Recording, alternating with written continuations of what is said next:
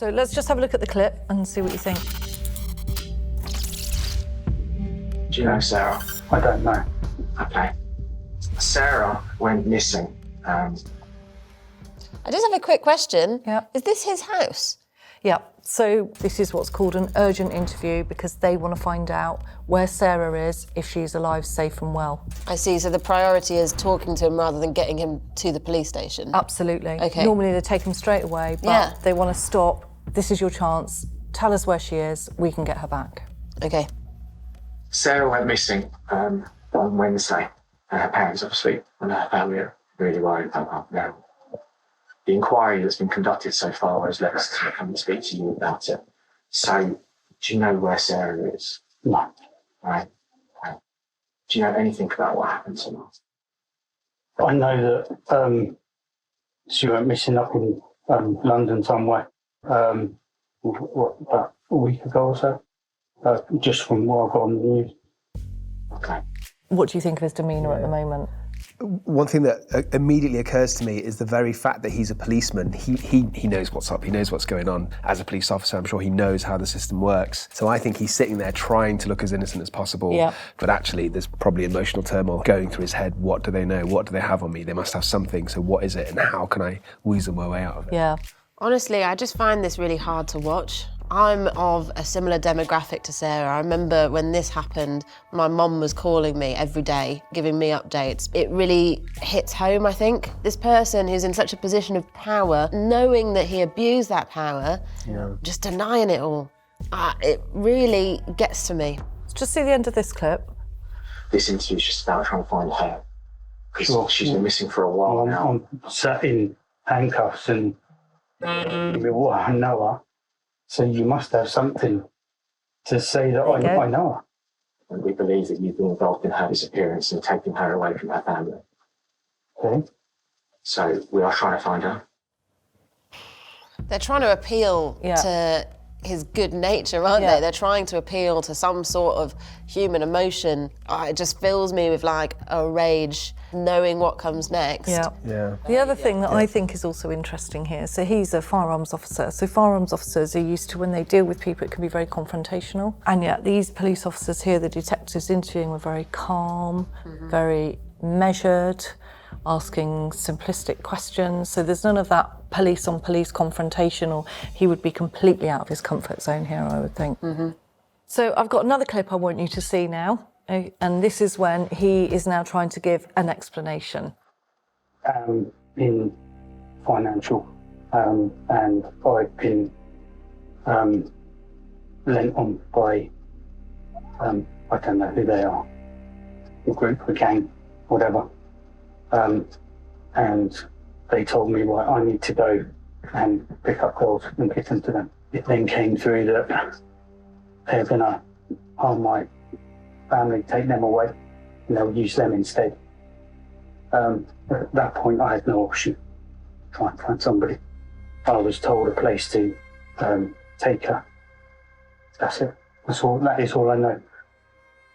So did you get what he's trying to do there? He's trying to put the blame onto an, invisible third party, isn't he? He's trying to say, I was the victim, I'm a victim in this, and I've just had to be participant. I had to look after my family and just go and get some random girl off the street and deliver her to them. Yeah. Really? This whole thing stinks of desperation to me. I think he's basically clutching at straws, and I think he knows it. But it's not just what he's saying, but it's the way he's saying it. He's kind of stuttering.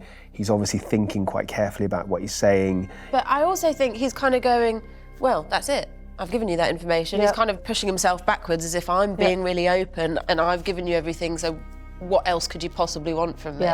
Because he would have known at this moment in time when he's being asked these questions that there's almost 0% chance that he's ever going to get away with it. But even at that point, he doesn't apologise. He's got away with it so many times before, so he probably thinks, He's never gone this far before, I think he probably thought that leading up to the actual offence. I think that he got overconfident because there's no legal consequences of his previous actions. But that's why he's panicking, isn't it? Because he's spent all this time in this position of power thinking that he's untouchable. Yeah, so I've worked in anti-corruption, so I've dealt with people like him, and it's really interesting because colleagues don't want to believe that they can behave like that, so they don't come to the party necessarily to help you, to investigate, to prove, to give witness testimony. And then on the flip side, you've got, and I can imagine the officers on this inquiry, when he's identified through that CCTV, you know, where she's stopped on the street, and then gradually they establish that he's a police officer, there would have been, I cannot believe this moment going through that incident room. The term psychopathy is often used for somebody that does something so horrific and sort of callous, but I don't think that this man is a psychopath simply because he's not manipulative or deceitful enough. Yeah. A true psychopath Not would have been smart enough, is he? Exactly. No. Would first of all be able to lure his victims in without having to use brute force or physical violence, but he would also be able to cover his tracks better and convince his police officer colleagues of his innocence more effectively. I completely agree with you there. He is just a bully, he's a sexual predator, he's obviously then becomes a murderer, and he has behaved in this way for a number of years. Yeah. We'll just go to the end. Tell me everything you know. Okay, there was a white Sprinter van. They was between sort of Lenham, Maidstone area that I dropped her off. They said, "You've done good," and I don't know whether my family's going to be alright still. They threatened to take my family away from me. I'm doing what I can to protect my family. That's it. Yeah, well, you've done good. Any police officer in that room is not going to be going, oh yeah, there's a big criminal enterprise at play here. They all know exactly what's gone on. He's digging himself a terrible hole. I think he knows the legal standard of his inevitable criminal trial is beyond reasonable doubt. So I think he's just trying his absolute best to plant something that in the future he might be able to use, and he's hoping that the evidence But no against him is substance strong. behind it. No, I could take you to that place, there'll be CCTV there. You know, all those things, those investigative avenues that he knows police would have followed to have got to him. He's not offering them back again, is he? Saying, you could check this, you could check that, or my phone would triangulate wherever it was that I met them. None of that. How did he meet them? It's absolute rubbish. There's so many reasons why this case stands out and was shocking, and why I think it's left a scar. So I have to ask, Julie, as a police officer, an ex-police officer, when these kind of stories come out, what was your natural reaction? How did you feel? Do you know, it makes you feel sick to the core, doesn't it? The damage that he has single-handedly done to all of policing is enormous. He is got to be one of the most despicable men on the planet. Have I got a clip for you? One of the most bizarre body cam footage I think I've ever seen. Okay, I'm looking forward to this. Sounds intriguing. Yeah, let's have a look. Hey, madam, do you want to just step outside for me a minute? Can you come outside? Yes. Thank you. Wonderful. He's on the kitchen floor. Okay, at this moment in time, okay, if you just listen to my colleague, under arrest suspicion of attempt murder, mate. Under arrest with suspicion of attempt murder. You do not have to say anything. It may harm your defence. You do not mention when questioned anything you later rely on in court. Anything you do say may be given in evidence. I'll go in and see what they do. Yeah. Could I get my coat? I admit it all. So I hope I'm not jumping the gun here on her, but he said attempted murder and she said it's not attempted. So she's saying, to... I hope it's not attempted, so she's... Clearly she hopes he's dead. She really looks annoyed, doesn't she? She's looking straight at the police officer, isn't she? I admit it. She's also just asking for her coat. So maybe she's actually annoyed at the police officer at this moment because for whatever reason, her priority is, I want my coat. Yeah. Not, I want my husband to not die. And I assume from this clip as well that she's rung the police and told them what she's done. She calls 999 and says, I've stabbed my husband multiple times. Yeah. And they're trying to talk her through how to resuscitate him. She's saying, no, I'm hoping that he's dead. And for background context, this has all stemmed from the fact that she'd served Bubble and Squeak for her birthday meal. Her husband made a comment about that or something, and from that it's escalated to the point where she has stabbed him multiple times. So this is all over Bubble and Squeak. At least that's what it looks like. Even when you're saying that, I'm thinking that there has to be something there. There has to be some long-term problem within that relationship, whether it's domestic violence, whether it's constant bickering or arguing. See, I think that something has made her snap. Like you say, it's her birthday, it's a special occasion to her. Just for once, she wanted him to be complicit in whatever it is. Don't you think, though, that If it was just a snap, there'd be an element of remorse and almost panic over what she's done, coming out of that snap of emotion. Yeah. You know what I mean? Whereas she's not showing that. She's almost taking it in her stride still. I mean, that's the face of someone who's not trying to hide any emotion, right? I don't think I've ever seen quite an expressive face. I think she's saying, well, there you are then, done it, so what? It's like a mixture of anger, disgust, slight smugness. Blasé, I think. Yeah. I think I'd be so overcome by anxiety had I done something like that I'd just immediately be like, well, that's it, okay. I'm making some assumptions here, but she seems like quite well-to-do, possibly middle class, middle-aged, woman, married. Doesn't strike me as somebody that's probably going to be your typical murderer. Right? Right? Oh, it's not your typical profile of someone that you would expect to have committed a murder in relative cold blood. Yeah. You know? But the number of domestic homicides that happen in this country every year is significant. And whilst most of the perpetrators are men, the women that do it they are often quite calm like that, as opposed to hysterical. But could it be shock though? Yeah. You know, you don't know necessarily how each individual is going to react to something like that happening. You know, it doesn't mean they're not grieving. So I completely agree with you. People do deal with shock and being overwhelmed in different ways and with grief, but there's something eerily kind of placid about the way she's almost goading the police and she's almost gloating over what she's done. I think she's fantasised about this. She might not have necessarily planned it meticulously, but I think the thought has crossed the mind because she just seems so satisfied with the outcome.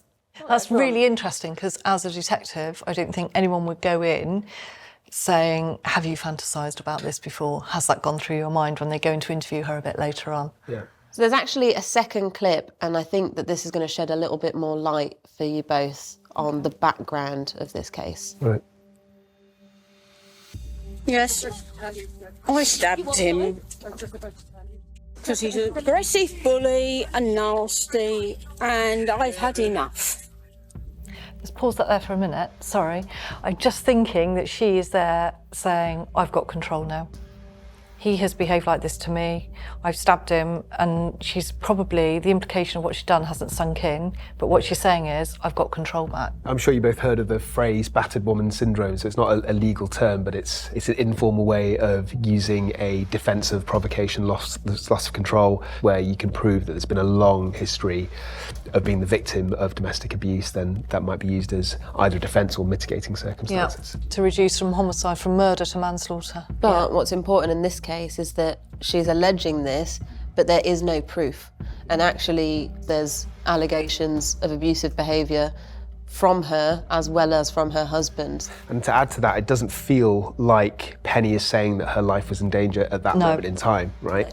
Because if she's being so honest and open and blunt about what just happened, if that was the case, she clearly would have let the police know that. Yeah, she's just saying he's a bully.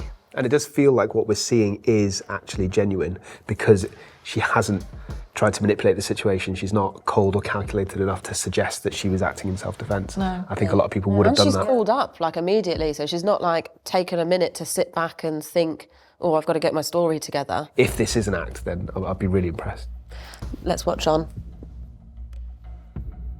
Penelope, my advice is don't talk about it now, okay? No, I have no intention of not agreeing to what I've done. Okay. I know what I've done. All right. And I know why I've done it. And if I haven't done it properly, I'm really annoyed. There we go. Yeah.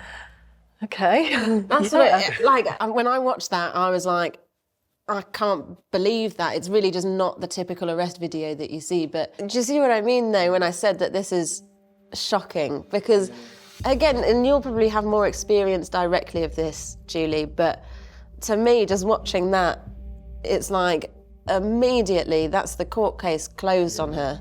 It's almost comical how the policeman's trying to help her by getting her to. He's saying, really, stop suggest, talking. Like, come on. So I think there's a number of things at play. So one, she's very pleased with herself for having killed him, isn't she? At that moment is how it portrays. The police officer saying, don't say any more, is because she's been read her rights, you know, with the caution. She needs to have some protections in place. Nobody wants to be seen to be encouraging someone to say something when that could jeopardise them later on in court. It needs to be a fair process, doesn't it? You are surprised that she says, I'm glad I've done it. But for me, that's not as surprising when people do say that. People do say and do bizarre things. I know what I've done. All right. And I know why I've done it. And if I haven't done it properly, I'm really annoyed. I think she generally is really glad that she's done it and she's glad that it's worked. In that moment, anyway. Yeah. And to me, it's interesting that she seems so emotionally invested in ending her husband's life that is the only thing that matters to her at a time. She's not, I don't think, thinking about the consequences or the fact there's going to be a court case, the fact that she's almost certainly going to go to prison. I don't think she even cares about any of that at this moment in time. There's a bit when she gets to the police station, they say, we're now arresting you for murder. Yeah. And she goes, oh, good, that means it worked. Wow. Okay, guys, so this is about a guy called George Birchwood and the murder of his disabled wife. This is the first police interview, so we'll watch this first and then see what you think. Tell me everything that you can about what you remember. I entered the property, no problems. I walked into her room and then discovered her in the bed. So pause there for a minute. So this is the husband, but the police don't know at this point that he's hired someone. So he's been arrested on suspicion of the murder. I see, okay. And this is his first police interview because she's dead there in the house. They're asking him to go through and explain, what did you find, how did you find it? So they're clearly testing his account. Okay. Okay. She was cold, very cold. So I just went straight out of the room and phoned 999. And waited for the ambulance people to arrive, and then the police. You okay? Yeah, I'm okay, thanks. And I don't think you need me to say anything after that, do you? That. Well, Yeah. I don't That, need, to you me- don't need me to say anything after Yeah, that. because he's Why? all furrowed brow and he's all upset and emotional, and then it's like the emotion fades and he goes, you don't need me to say anything more, do you? Do you know I've what I told mean? my account. That's it. I'm off the Yeah. hook. I'm not sure if I quite see it the same way as you. No. To me, it seems like he is trying to come across as being so emotionally overwhelmed and upset at that point that he literally can't talk about it anymore. Well, he doesn't want to say any more because the more he says, the harder it is to maintain a lie or not to get caught up on anything. For me, in policing, tell me everything you can about what you remember, and people always give a really small snapshot, whether they're lying or not. Yeah. And then the next phase is, okay, so let's probe this and drag it all out and get the detail. Right, so look at this. Just look at that furrowed brow. It's hard for me to tell whether that's genuine emotion or somebody kind of overacting. To me, it's somewhere in between. What do you think? To be honest, again, without having any background info, I don't think I would see his facial expressions, his reactions as particularly suspicious. I mean, everyone obviously displays grief in different ways, but this is a pretty, typical display, if you're going to go off, norms of what people would look like. Okay, so there's another clip now for you. I'm just going to let you watch it first, and then I'm going to give you a bit of background afterwards, okay? Does she have any life insurance at all? Oh, yeah. Yes, she has. Stop there. Okay. Oh, yeah. So here's your She clue, must have guys. done. Has she got any life insurance? So, of course, the police know she's got life insurance, and they also know what his financial situation is, which is not good. What do you think of that response then? I mean, that was, almost comical, wasn't it? The, feigned, I totally forgot about that. Oh, God. Oh, well, that's a nice thing to have come from this. Do you know what I mean? Yeah. It's like, oh, yeah. Oh, yeah. If he was innocent, even if he knew that his wife did have life insurance, he would have accepted it to a degree, and he probably would have known how it would have looked, but he wouldn't have acted like that. He wouldn't have acted as if it's only I think just he would have said, coincidence. yeah, she's got life insurance. Yeah, of course, we've got a mortgage, or we have it, or that's what we do, as Yeah. opposed to, oh, yes. Yeah, and Let you'd probably me be play quite on. defensive as well, wouldn't you? You would, if it didn't matter. Yeah, she's got life insurance. Okay. On that £62,000 mortgage. And do you know if you should have made a will? I believe there is a will in the house. Okay. So I'd say, of course he knows. But of course, handwritten will like that, I don't know how legal it is. And what does it say? Everything's left to me.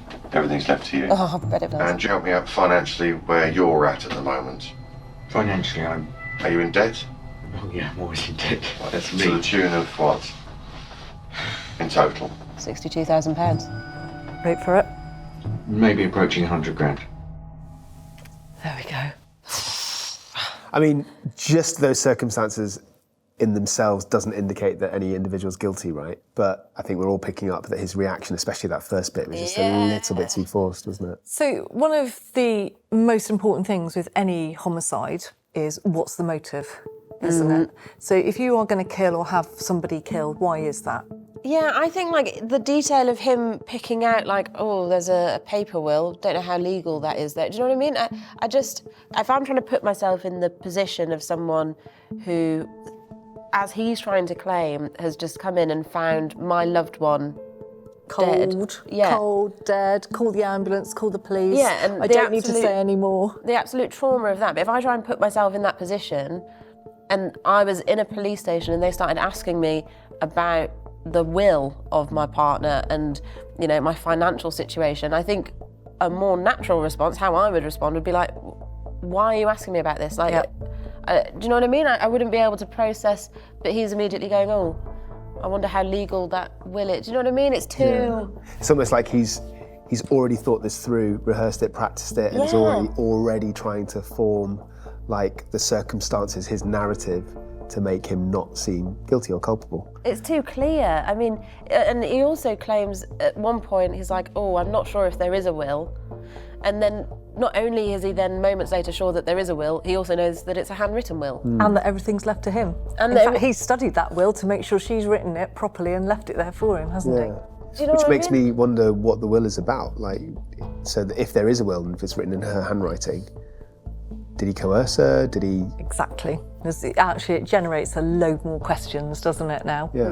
That little clip there of his account where he's pretending to be, oh, I think so, in fact, opens up Pandora's box for the police, I would suggest. Yeah.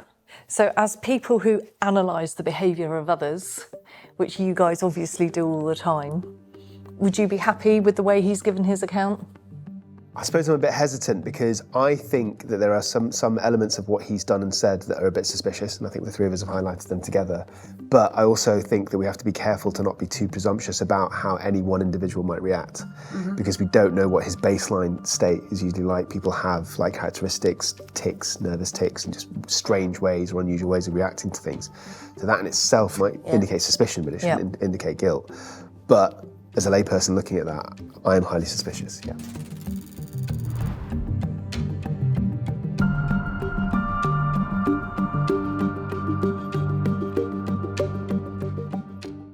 This has got to be one of the most bizarre pieces of body cam footage that you'll ever see. And it's bizarre in itself, but when I tell you more about the case, it's just going to blow your mind. Okay. Police! Hello there. Hello, how are you? Yeah, good. Would you answer? Thanks, Gemma, do you want to come out? Yeah, sure. All right. Just want to see them. Hand just over to your hands. All right, Gemma, at this moment, I'm arresting you on suspicion of murder. Okay, you don't have to say anything, but you may have a defence if you want to mention one question, something which you later rely on court. Anything you do say may be given evidence, okay? Once you're in the cuffs. Okay? Should I get some shoes Sorry. now? What? If you want to one sec. Inside. Who's inside at the moment? Mother. I mean, what strikes me though is just, bear in mind, this is someone who is being arrested because they have decapitated their friend that they've met at church. They've put their body in a suitcase, stored that suitcase in their house for 2 weeks. No way. And then got rid of the body. And Look at her. Right? You watch this and it doesn't add up. No. There's just such a disconnect between what you're describing and what we are seeing. I just want to say the thing that stands out to me the most about everything that you've said, Honor, and as you say, I know bits about this case, is the fact that she kept the body for 2 weeks. So it would have been decomposing in her garden for 2 weeks. Is that fear? I don't think so. I think it's because she just knows that the longer she waits, the less likely there's going to be any potential suspicion on her. If you think all of that is shocking, there's also no DNA evidence in this case. Okay. So there's no DNA evidence at Deborah's house, at Jemma's house, in the hire car, in the suitcase. The only thing that is found is a towel with what appears to be some blood on it, but there's not enough for it to be usable as DNA evidence. Wow. So there is literally no DNA evidence in this case. And I'm going to remind you and here... she's decapitated She's decapitated. So that's really interesting. She must have been so forensically aware, mustn't she? I did want to add that there is, even though there isn't DNA evidence, there is quite strong other strands of evidence. So there's CCTV footage of her in the hire car in the area that the body was found around the same sort of time. Yeah, but obviously, you know, everyone these days assumes DNA solves the whole world. And in fact, that good traditional methodical policing, whether you have DNA or not, is really, really important. And for me, actually, I find it quite exciting that in this case, that's what's cracked it. So we've had to do good old methodical police work, and you said CCTV was key in this? Yeah. Yeah, so. and there is some footage here of that CCTV. Oh, let's take a look, shall we? This is her with the suitcase. It is. With the body in or not? Looks empty there to me. It seemed quite light. Yeah, that looks like a light suitcase. And going over the grass. And now she's got two. Yeah. Oh, that's heavy, isn't it? She's really struggling with that. Yeah. So this is actually a really important point as well. So we're seeing her pull into a petrol station. Yeah. And this is because there's actually an issue that's developed with the hire car. Yeah. And Jemma has to call for highway maintenance. No way. To come and have a look at While the car. While the body's in the boot? Whilst the body is in the suitcase in the boot. But originally, Gemma's plan, as she told the highway recovery person, was to drive down to Cornwall. Okay. And the highway recovery person said, even with this quick repair, I don't think you're going to be able to get all the way down to Cornwall and then back to London on this wheel that I've put on the car, on this tyre. Right. And so that's when it all starts to unravel, because I think Jemma is panicked, and I think that is why the body ends up being discarded close to a footpath. Yeah. The body and the head in a pretty similar location. Yeah. It's all quite clumsily done from that point on, and I think it's because at this point in time, she becomes startled. Yeah. Yeah, so I completely agree with that. If you look at the other elements of the case, most of it is meticulously planned and carried out, right? Yeah. So everything from not leaving any DNA traces to changing the will. She's thought about almost everything. And then as you said on her, I think she just bottles it. I think she's got this dead body in the back of a trunk. She's got this repairman out there. She's panicking, she's scared. And that is why, as you said, the body is after all of that, from her perspective, all of that effort, all of that time, all that planning, is just dumped in a very sloppy manner at the end. So I showed you the clip of her being arrested. Yeah. She's very calm, mild-mannered, you know, very polite. She's saying, "How are you?" as they bash in her door. But watch how she is in this clip. Okay. Person driving the Volvo waited in the car all that time with the windows down and the front door open, the passenger door open, when it was literally chucking it down with rain and it was windy. Why is that, Jemma? No comment. The car stank, didn't it, Jemma? No comment. Stunk of a dead person.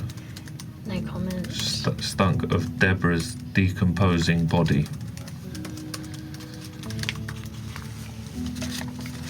Is that right, Jemma?